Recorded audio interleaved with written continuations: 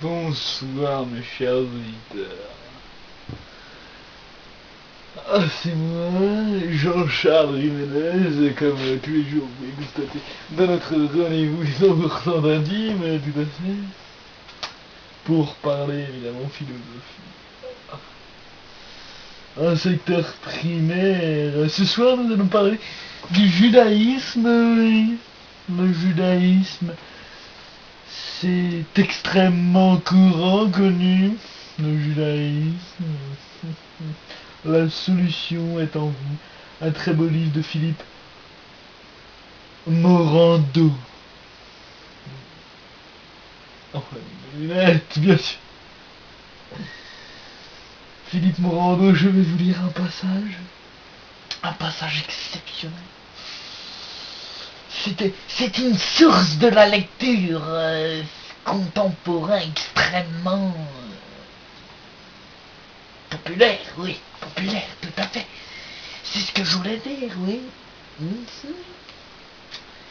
Donc je vais vous poser un petit chapitre. Petit chapitre, certes, tout à fait. Page 77, au cas où si vous avez le livre et que vous n'avez pas l'ouvrir la page, ce serait une erreur, oui. Et page 77, le chapitre, les vrais obstacles, comment les surmonter.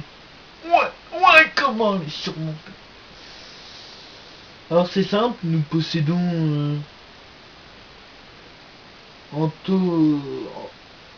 Attendez, problème de lunettes, je ne comprends pas.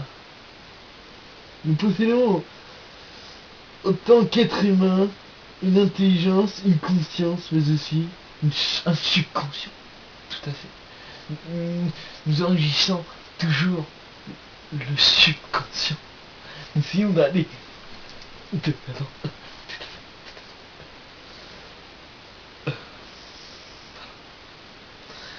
Reprenons, ne nous laissons pas perdre dans cette grande sorcellerie de lecture de Philippe Morando.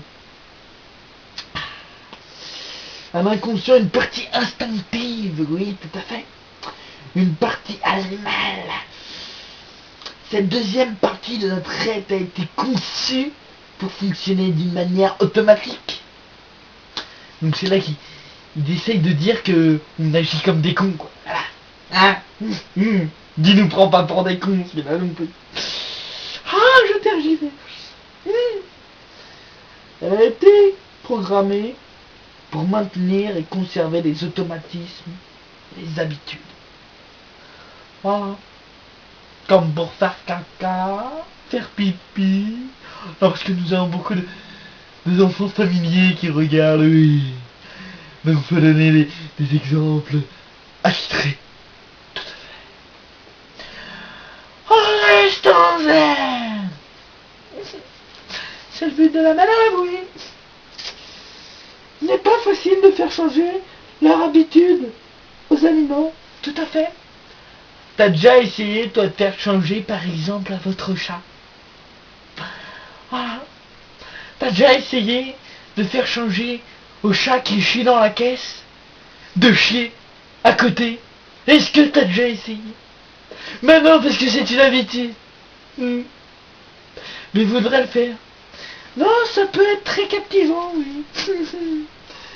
Il faut, pour y arriver, voilà, savoir s'y prendre. Voilà. Non, parce que c'est vrai qu'il y a des mecs qui sont cons, quoi. Non, on va se le dire, tout à fait. Et pendant des jours, des mois, et même parfois des années, il reste con, oui. Oh, c'est fou. C'est fou. Voilà. Il va être nécessaire de les dresser. Si on a le temps. Pour l'homme, il en est le même. Il nous prend pour des cons. Il nous a fallu des années d'éducation et d'expérience pour acquérir certaines habitudes. Et il ne fera pas commun de modifier ses habitudes. Putain, je postillais sur le livre. Tu aurais pu me le lire, vous, auditeur. Chère chaîne. Excusez-moi, je mue. C'est l'instinct. L'instinct de conservation. aura toujours tendance à s'opposer au changement. Oui, c'est-à-dire que il conserve, il conserve les choses et il ne veut pas changer les autres. Tu vois, et un peu relou, tu vois. C'est-à-dire que si t'es con, t'as envie de changer, il ne veut pas, non, il dit reste con par pitié. Oui, c'est fulgurant, tout à fait. Ah bon, on en était où? Car il aura, pour de l'inconnu, pour l'individu, cela se traduira par une peur de perdre son intégrité, sa personnalité, ses racines. C'est beau, c'est magnifique. La solution est en vous. Voilà. Je l'ai déjà trouvé grâce à Philippe Morando. Oui, oui, tout à fait. Oui, ce fut un passage très varié vers d'autres civilisations, oui, je trouve, pas beau. Je fus cette journée très bonne avec un fabuleux public. Et je vous dis à bonsoir. Ciao, ciao. Goodbye, les naines.